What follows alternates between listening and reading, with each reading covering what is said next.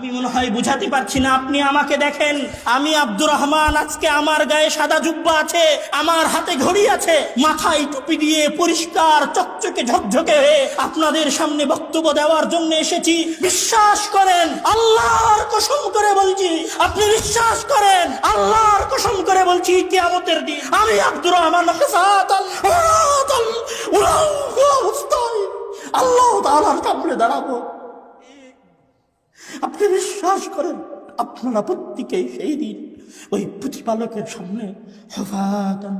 হরাতান উলঙ্গ অবস্থায়, জুতাহীন অবস্থায় নফসি নফসি নফসি করতে করতে উপস্থিত হবে। সেই দিন এত ভয়ঙ্কর হবে, এত ভয়ঙ্কর হবে যে আদম আলাইহিস সালাম আবুল বাশার শাফাত করবেন না, নূহ আউয়ালুর রাসূল শাফাত করবেন না, ইব্রাহিম খলিলুল্লাহ শাফাত করবেন না, মূসা কালিমুল্লাহ শাফাত করবেন না, ঈসা মাসীহুল্লাহ শাফাত করবেন না। কেউ সেই দিন শাফাত করার সক্ষমতা রাখবে না। নবীদের যদি এত ভয়ঙ্কর অবস্থা হয়, নবীদের যদি এত চিন্তাজনক অবস্থা হয়, নবীরা যদি নফসি নফসি করে চিৎকার করতে থাকেন, আমি আব্দুর রহমান, আমি আব্দুর রহিম, আমি আব্দুল কুদ্দুস, আমি দাড়ি চাচ্ছি, টাকনোর নিচে প্যান্ট পরি, 5 ওয়াক্ত নামাজ পড়িনি, কতদিন সালাত আদায় করিনি, কতদিন সিয়াম পালন করিনি, কতদিন কত নারীর পরকীয় সম্পর্কে জড়িত হয়েছি, কতদিন কত অন্যায় করেছি, কতদিন কত বিচার করেছি। সেই দিন আমার আপনার অবস্থা কি?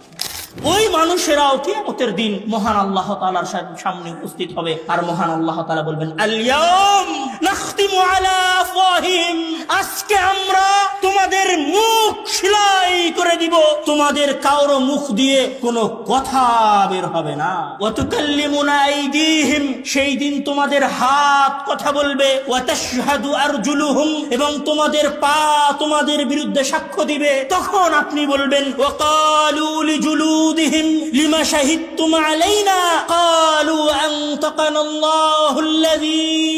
আনতাকা কুল্লা শাইইন ওয়া হুয়া খালাকাকুম আউওয়ালা মাররা ওয়া ইলাইহি তুরজাউন। আপনি আশ্চর্য হয়ে যাবেন, যেই হাত আপনি ডাব সাবান দিয়ে ধুয়ে পরিষ্কার করে রেখেছেন, যেই হাতকে ঠান্ডা থেকে বাঁচানোর জন্য পকেটের মধ্যে ঢুকিয়ে রেখেছেন, যেই হাতকে ঠান্ডা থেকে বাঁচানোর জন্য গরম পানি দিয়ে ওযু করেছেন, যেই হাতকে বাঁচানোর জন্য আপনি ফজরের সালাতে আসেননি, যেই পা দিয়ে আপনি হেঁটে প্রেমিকার সাথে দেখা করতে গিয়েছিলেন, যেই পা দিয়ে হেঁটে আপনি আপনার মুসলিম ভাইকে মারতে গিয়েছিলেন, যেই পা দিয়ে হেঁটে আপনি আপনার দলের আন্দোলন করে